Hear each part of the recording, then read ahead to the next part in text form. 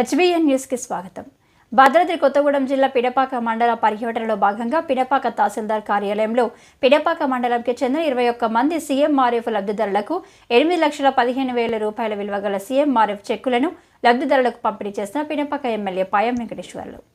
అనంతరం వారు మాట్లాడుతూ కాంగ్రెస్ ప్రభుత్వం పేదల ప్రభుత్వమని, రాష్ట్రంలోని పేద వర్గాలకు కాంగ్రెస్ ప్రభుత్వం అండగా ఉంటుందన్నారు. పేదలకు సంక్షేమ పథకాలు అందించడమే కాంగ్రెస్ ప్రభుత్వ లక్ష్యమని, మీ కుటుంబంలో అనారోగ్య పాలై మెరుగైన వైద్యం చూపించుకొని ఆర్థికంగా ఇబ్బంది పడుతున్న కుటుంబాలకు ఆసరాగా ఉండేందుకు కాంగ్రెస్ ప్రభుత్వం సీఎం సహాయ నిధి చెక్కులను అందజేస్తుందని, ఈ డబ్బులు జాగ్రత్తగా మీ కుటుంబ అవసరాలకు వాడుకోవాలని తెలియజేసిన పినపాక నియోజకవర్గ శాసనసభ్యులు పాయం వెంకటేశ్వర్లు. ఈ కార్యక్రమంలో ప్రభుత్వాధికారులు, పినపాక మండల కాంగ్రెస్ పార్టీ అధ్యక్షులు గోశాల రామనాథం, కాంగ్రెస్ పార్టీ మండల నాయకులు, మహిళా నాయకులు, కార్యకర్తలు తదితరులు పాల్గొన్నారు.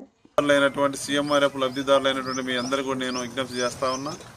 అదే కాకుండా మన గవర్నమెంటు మరి సర్వే కూడా స్టార్ట్ అయింది. నిన్నటి నుంచి రైతు భరోసా సర్వే, అదేవిధంగా ఇందిరమ్మ ఆత్మీయ భరోసా, రేషన్ కార్డులు, ఇందిరమ్మ ఇల్లు సర్వే ప్రారంభమైంది మీ గ్రామాల్లో.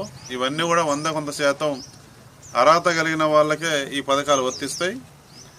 ఆ సర్వేకి వచ్చినప్పుడు మీరు అందరూ కూడా వివరాలన్నీ చెప్పుకొని అర్హులుగా ఉన్న ప్రతి ఒక్కరికి కూడా రైతు భరోసా కానీ, ఇందిరమ్మ ఆత్మీయ భరోసా కానీ, రేషన్ కార్డులు కానీ, కొత్త రేషన్ కార్డులు కానీ, అదేవిధంగా ఇందిరమ్మ ఇల్లు కానీ అర్హత ఉన్నటువంటి ప్రతి ఒక్కరికి అధికారులు కూడా సర్వే చేస్తూ ఉన్నారు. అవన్నీ తిరుగుతూ ఉన్నారు. 20వ తారీఖు వరకు సర్వే ఉంటుంది.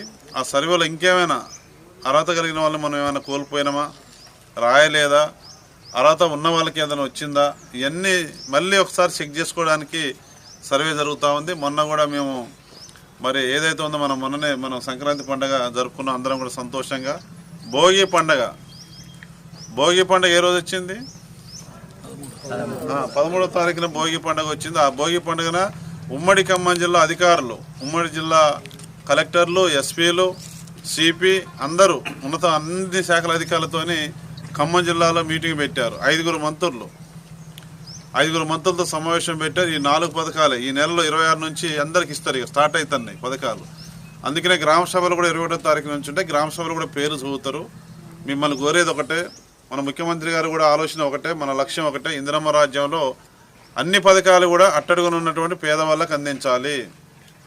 నా రిక్వెస్ట్ మీ ఎమ్మెల్యేగా నేను కోరేది ఏంటంటే, ఎక్కడున్న అధికారులు కానీ, మీరు కానీ మీ గ్రామాల్లో లేని వాళ్ళని చూడండి. గ్రామ సభల్లో లేని వాళ్ళ ఉన్న వాళ్ళ గమనించండి. లేని వాళ్ళకి అర్హత ఉన్న వాళ్ళనే గ్రామ సభల్లో మీరు గుర్తించండి. వాళ్ళందరికీ కూడా అర్హత కలిగిన ప్రతి ఒక్కరికి మన ప్రభుత్వం ఇది నిరంతర ప్రక్రియ. సర్వే జరిగింది మా ఇంటికి రాలేదంటే కాదు, అందరూ చేస్తారు. నిరంతర ప్రక్రియ ఇది, కంటిన్యూ ప్రాసెస్. ఇప్పుడు ఈ రోజు వచ్చి అయిపోయింది అనేది కాదు. ఇందిరమ్మ ఇల్లు కంటిన్యూగా వస్తూ ఉంటాయి, రేషన్ కార్డులు కంటిన్యూస్గా ఇస్తూ ఉంటారు అన్ని కుటుంబాలకి. రైతు భరోసా ఎవరికైతే రాలేదు దరఖాస్తు పెట్టుకుంటే వాళ్ళకి వస్తూ ఉంటాయి.